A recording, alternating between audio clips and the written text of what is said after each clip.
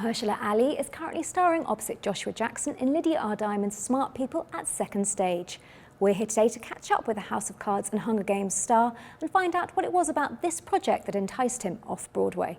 So Mahershala. Yes. Did I say that right? You did. Thank you so much You did knock for it doing out. this today. Oh, my pleasure. You've got this huge screen career going on. We've all binge watched you on House of Cards. We're about to do that again. Thank you. Hunger Games. What was it about this show that enticed you off-Broadway to Second Stage? The material, the writing, story, and then the icing on the cake was the director, Kenny, and the cast. Talk to me about the world of Smart People. Where's it set for those who know nothing about the show? It takes place in Boston, and with a intimate group of intellectuals and friends, and you get very intimate. Yeah, I mean, there's some yeah, very intimate there's scenes. Definitely some intimacy. You have a nude scene with Joshua Jackson. Yes. For anyone who's been wanting to see Joshua nude throughout his career, here's your opportunity. It is right in front of you. He's a braver man than me. I just go no shirt, but you know, Josh, there you go. It goes all there. But yeah, it's an intimate world, and therefore also I think really lends to the opportunity to have some conversations and voice things within the fierce but also very safe environment of a theater. You ask some tricky questions of the audience, aren't you? Yeah, because it's about I think race they're and challenged. pushing people's buttons. They have to be challenged. The buttons are pushed, and I think whether someone loves any play or not, I think because of the writing, because of what the questions that Lydia poses and the things that she brings up and has these characters voicing, you have to walk away from it and process that. It makes us look at these things from a different perspective and question and make an effort to deepen our understanding of what is challenging for our culture and other people and individuals. You're in the hands of Kenny Leon. Yes. You can't really be working with a better director, can you, on this project? No, he's fantastic. He gets in there and he really works these moments with us. He told us from day one that I'm gonna be your best audience member. And I'm going to help you craft these moments. I'm rooting for you. I'm on your team. And he just goes in there and he really tries to focus on these relationships and help craft these moments in order to tell the story in the most dynamic way And possible. You're working with an incredible cast, aren't you? Yeah, I come to work so inspired, and regardless, because theater is such a tricky beast. You walk on a tightrope, and sometimes you feel like you're gonna fall off of it. Sometimes you feel like, oh, it's easy. Sometimes it feels like a windy day out there. And no matter what's going on, I know I leave here ready to come back and work on it again. And it's in large part because of the very talented people that I'm working with day in, day out, from the cast to the crew to the production team. What do you love about playing your character? You know, I love the search. Like, sometimes I'm so, I stay inspired by him, but there's this really positive, frustrating friction that I feel in really trying to bring him to life and really connect and working to connect to why it is that he makes the choices that he makes, what it is that drives him, what's his family life really like, his ambition, like these things, what grounds him. And so just the work in really trying to put flesh on those bones is what's exciting. And I believe he is about the right things, but if we didn't have the opportunity to go into his life a bit or have him be vulnerable and open up to some degree about what is troubling him or what he struggles with, I think you could just be like, oh, he's a hot-headed, angry guy. Yeah. But because of that, I love the fact that Lydia has given voice to what makes that person that way. And that's what's exciting to me. Now, you're born and bred in California, and I believe you went to college originally on a basketball scholarship. Yeah. When did acting sort of take over? When did you decide that actually you wanted to be an actor? That was in probably my senior year of undergrad. I had done a play, I did Spunk, which we were doing a college production of Spunk, which was originally done by George C. Wolfe at the Public Theater.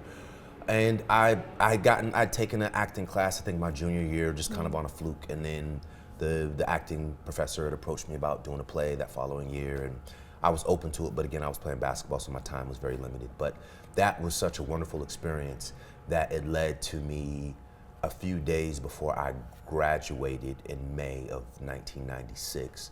I got an opportunity, or was offered an opportunity to be an apprentice in the California Shakespeare Festival, not far from where my college was, and so I did that for a summer, and some people gave me some really kind, remarkable feedback and said you should audition for graduate school.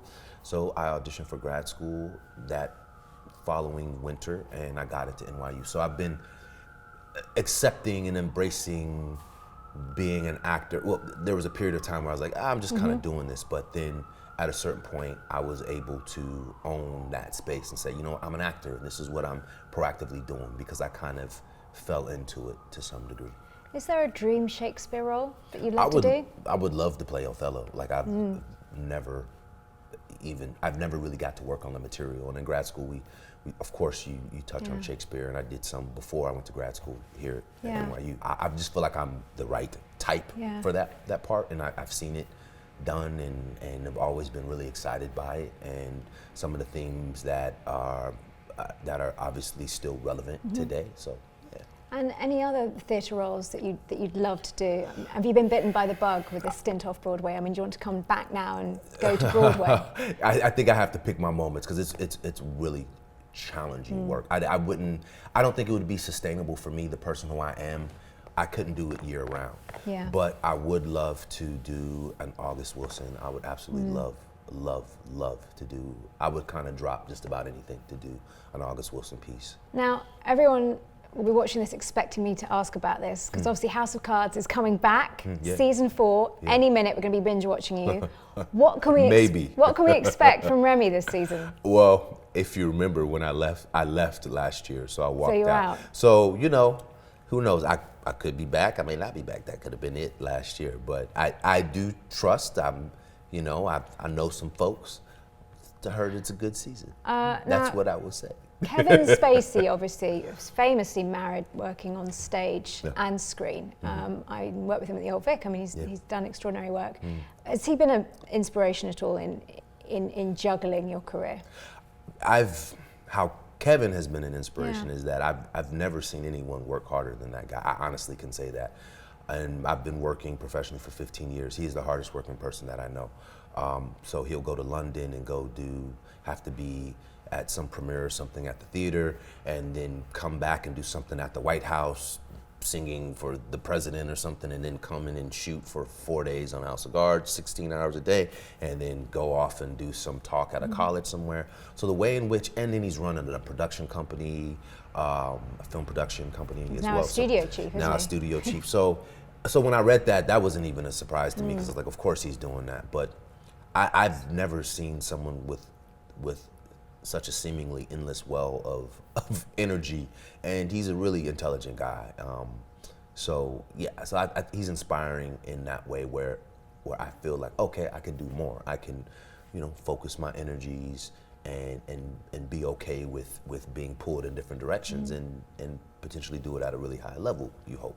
So. And Marvel have tapped you for a Netflix series, right? Yeah, I just wrapped very recently, right before I started this, on the Luke Cage series, which is in the family of the Daredevil Jessica Jones. But yeah, that was a really exciting role. I play the villain on that. So when do we get to see that? I think it's going to be, the earliest it would be is June, but it could be as late as August or something like that. So yeah, pretty exciting and good stuff, fun. Now, final question, I always ask this when I'm doing one-on-ones. What do you hope audiences take away with them from Smart People? I hope that they are wrestling with questions of how they view people who are different than them. I would hope that it just sparks conversation, because I don't believe Lydia's intention, and I could be wrong, but I don't believe her intention is to provide answers. I really don't. I think that the solution and the ointment, the tincture, is in the questions, in starting the conversation. And if it starts a conversation that that gets people going back and forth and digging through these very old ideas, that I think that we've achieved our goal. As soon as the N-word is said, Kenny has said this several times, as soon as a reporter says the N-word or says something inappropriate, or we find out that someone has done something that is insensitive to another race, whether they be Black, Asian, or what have you, that person is fired, right? And it's like, okay, problem solved, taken care of. When that should be the beginning of the conversation. Well, what inspires someone to say that, or why does someone feel that way? What are the repercussions of that action? I think if we are able to achieve sparking conversation and being one of those voices that encourage people to dig deeper and to talk deeper, then I believe that we've been tremendously successful in doing our job if that happens. Wonderful. Thank you so very much for taking the time today. Thank you. I appreciate it.